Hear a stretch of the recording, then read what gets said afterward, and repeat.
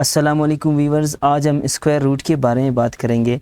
ये एक बहुत इंपॉर्टेंट लेक्चर है मैथ के हवाले से, और बाकी जो सिंपल जो एंट्री टेस्ट वगैरह के टेस्ट होते हैं उनमें बहुत अक्सर ये क्वेश्चंस आते हैं। तो आज के लेक्चर में इंशाल्लाह आपको कुछ ट्रिक्स भी बताएंगे कि आप शॉर्टकट तरीके से स्क्वायर रूट को और परफेक्ट स्क्वायर रूट वगैरह को किस तरह आप मालूम कर सकेंगे। सबसे पहले आपके जहन में हो कि स्क्वायर रूट क्या होता है। देखिए, एक स्क्वायर होता है और एक स्क्वायर रूट होता है। जैसे कि ये देखिए 3 का, ये यहाँ पे आप नज़र आ रहा है आपको 3, तो 3 का जो है स्क्वायर वो जो है 9 है, और 9 का जो स्क्वायर रूट कहलाएगा वो 3 कहलाएगा।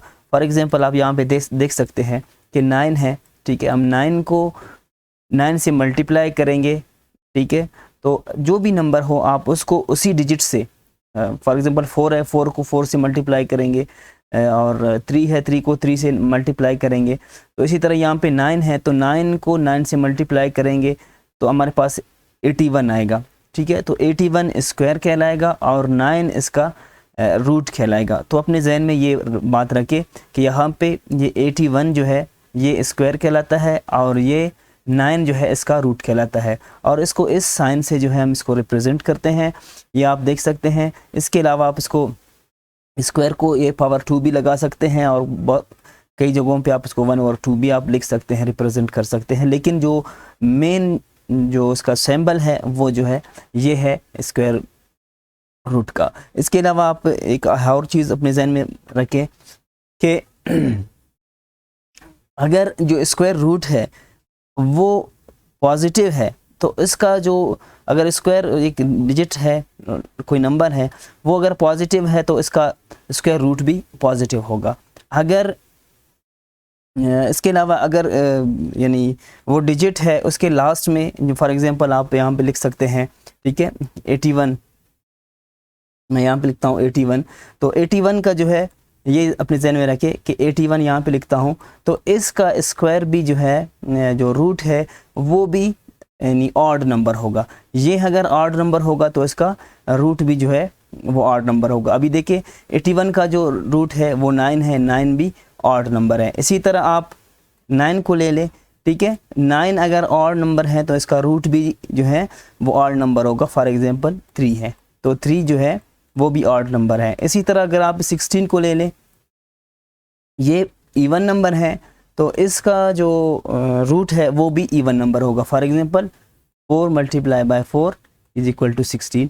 तो ये जो है, इसी तरह जो है आप इसको देख सकते हैं, ये आप इसको कह सकते हैं कि ये अगर रूट यानी पॉजिटिव होगा तो वो डिजिट भी, इसका स्क्वायर भी पॉजिटिव होगा, इवन होगा। अगर रूट जो है वो ये होगा, ऑड नंबर होगा, तो इसी तरह जो है इसका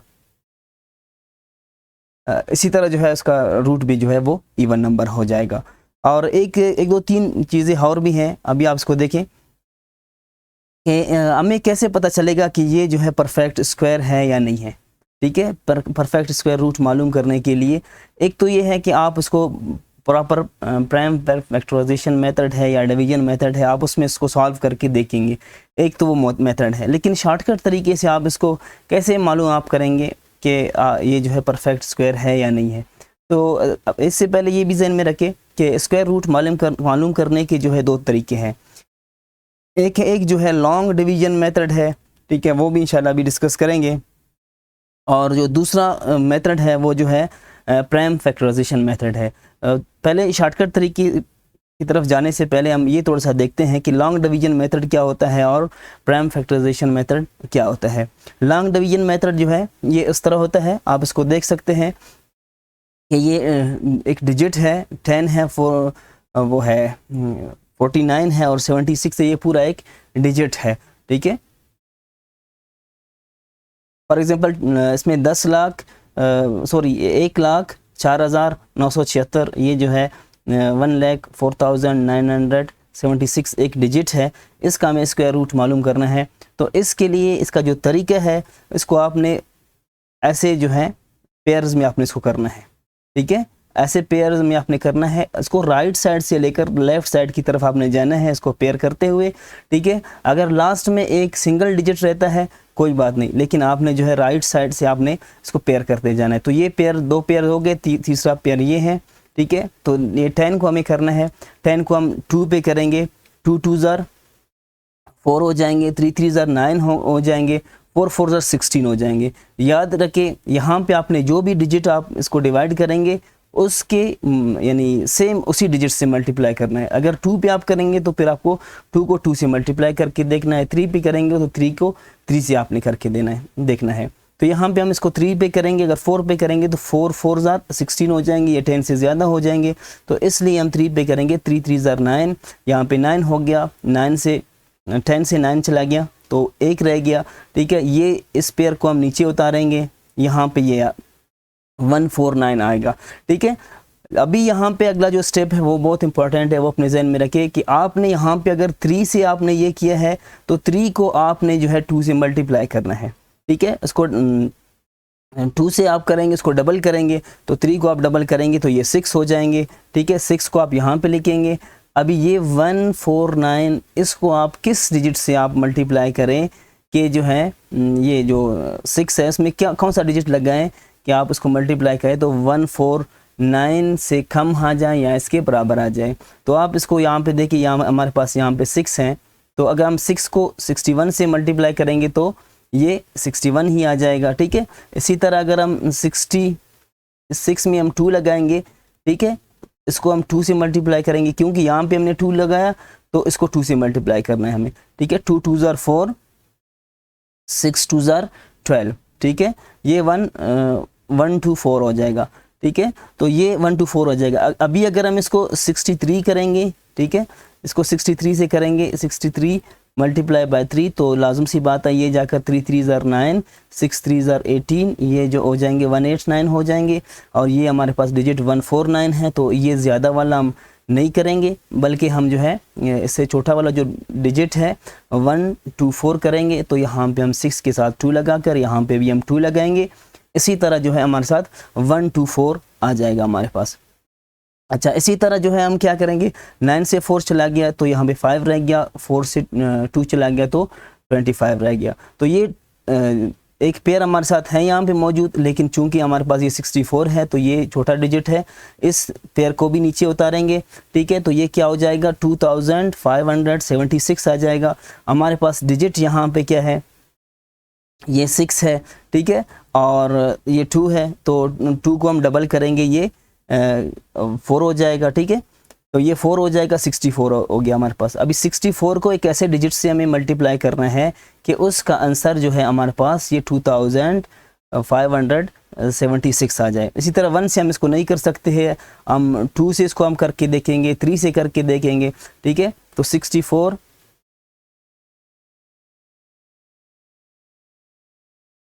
अभी ये 64 है हमारे साथ,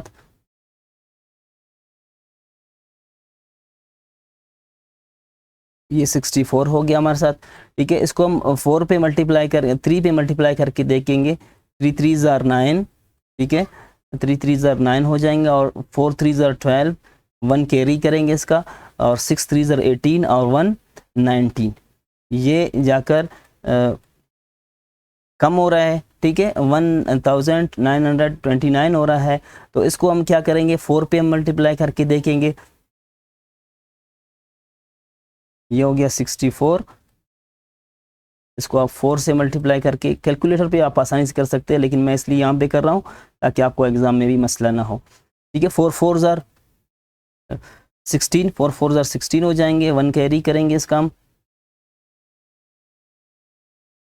इसका 1 कैरी हो जाएगा, फिर 4 4 ज़ार 16 और 1 कैरी हम लगाएंगे तो 17, फिर 1 कैरी होगा, ठीक है। और 6 4 ज़ार 24 हो जाएंगे, और उसको हम लगाएंगे तो ये हो जाएंगे 25। तो आप देख सकते हैं कि ये बिल्कुल परफेक्ट वही डिजिट आ गया जो हमें लाना था। तो इसका मतलब है कि हम 64 को 4 से मल्टीप्लाई करेंगे, यहाँ पे भी 4 लगाएंगे, यहाँ पे भी 4 लगाकर इस डिजिट को यहाँ पे लिखेंगे, तो यहाँ पे हमारे पास 0 आ जाएगा। तो इसका मतलब है कि ये जो डिजिट है ये हमने लगाया था यहाँ पे, ये डिजिट जो है ये परफेक्ट स्क्वायर रूट है, ठीक है, और इसका जो इस रूट है वो 324 आ जाएगा। तो ये डिवीजन मेथड का जो है ये तरीका है, इस तरह हम इसको डिवीजन मेथड से हम इसको सॉल्व कर सकते हैं। और जो दूसरा तरीका है वो थोड़ा सा लेंथी प्रोसेस है, वो जो है प्राइम फैक्टराइजेशन मेथड है, वो इस तरह है। दूसरा मेथड जो है थोड़ा लंबा है लेकिन ये उसकी निस्बत इजी है। ठीक है, हम यहाँ पे देखेंगे, सबसे पहले हम इसको 2 पे करने की कोशिश करेंगे। ये जो है 3 2 4 ये 2 पे हो जाएगा या नहीं हो जाएगा, क्योंकि ये इसके आखिर में ये इवन नंबर है, जुफ्त नंबर है, तो इसलिए ये 2 पे हो सकता है। इसके अलावा इंशाल्लाह हम एक और लेक्चर में आप लोगों को बताएंगे कि ये डिजिट जो है कौन कौन से नंबर्स पे जो है डिवाइड हो सकता है, कौन से नंबर्स पे डिवाइड नहीं हो सकता है। ये हमें पता नहीं कि ये 3 पे होगा, 4 पे होगा, 5 पे होगा, तो इसका भी एक शॉर्टकट तरीका है, इंशाल्लाह एक और लेक्चर में आप लोगों को वो बता देंगे।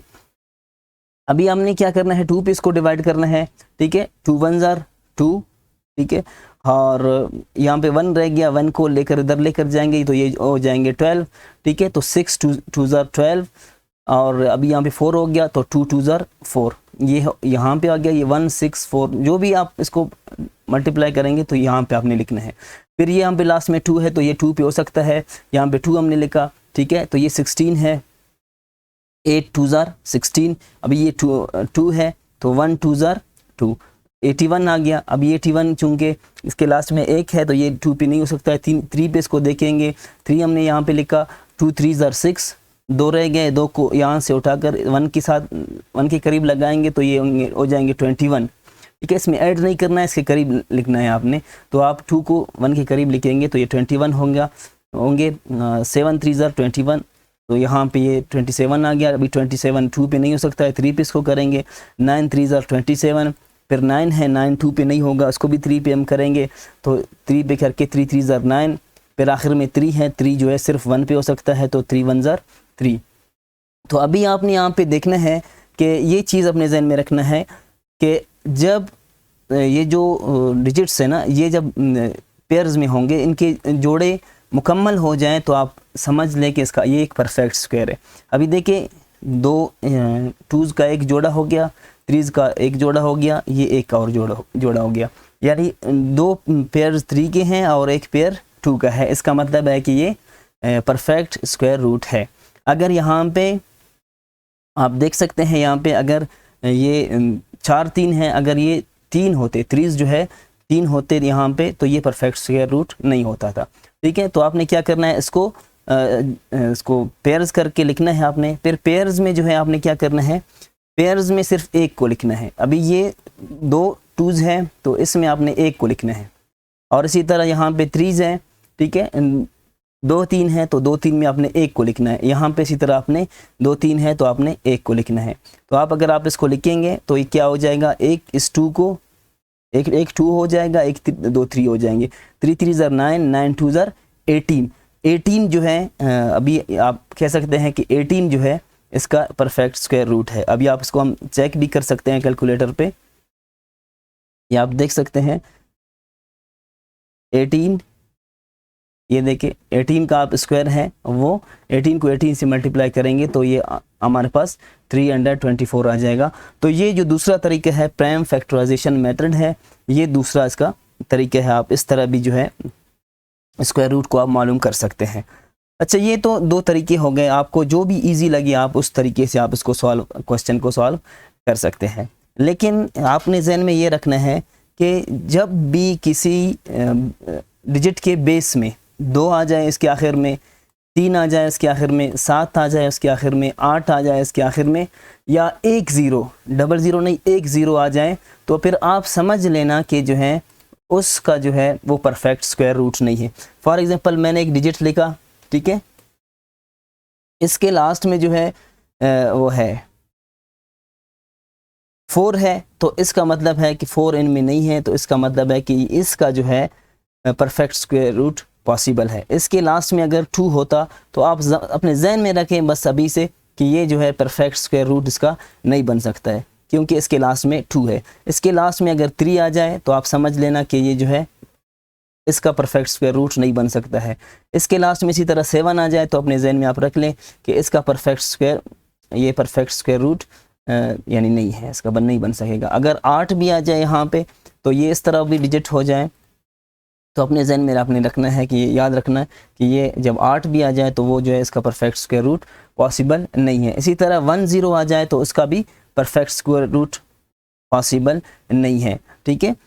हाँ, अगर वहाँ पे 00 आ जाए तो फिर उसका परफेक्ट स्क्वायर रूट पॉसिबल हो सकता है। ये लास्ट में जो 0 आ जाए तो इसका कभी कभार रार केसेस इसके हो सकते हैं, इसलिए मैंने इसको यहाँ पे नहीं लिखा है। इसी तरह अगर डिजिट के आखिर में कोई भी डिजिट हो, उसके आखिर में नंबर है, उसके आखिर में 1 आ जाए तो आप समझ लेना कि इसका जो है स्क्वायर रूट पॉसिबल है नहीं बल्कि कंफर्म है नहीं बल्कि पॉसिबल है। फिर आप इसको वहाँ पे जाकर चेक कर सकते हैं।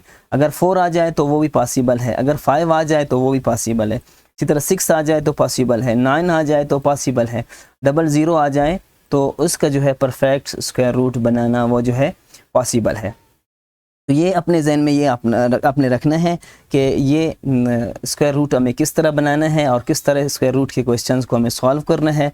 इंशाल्लाह आप लोगों को जो नोट्स प्रोवाइड किए गए हैं वो भी अपने जहन में रखें, उनको भी आप जो है प्रैक्टिस करते जाएं, तब ये जो है आपको समझ आ जाएंगे। अदरवाइज़ ये आपको समझना जो है इसको बहुत मुश्किल हो जाएगा आपके लिए जब तक आप इसको प्रैक्टिस नहीं करेंगे। तो आई होप कि जो है ये इस लेक्चर से आप लोगों को स्क्वायर रूट का जो है कॉन्सेप्ट क्लियर हो गया। अगले लेक्चर में इंशाल्लाह आप लोगों को कुछ और टिप्स स्क्वायर रूट के हवाले से इंशाल्लाह बताएंगे।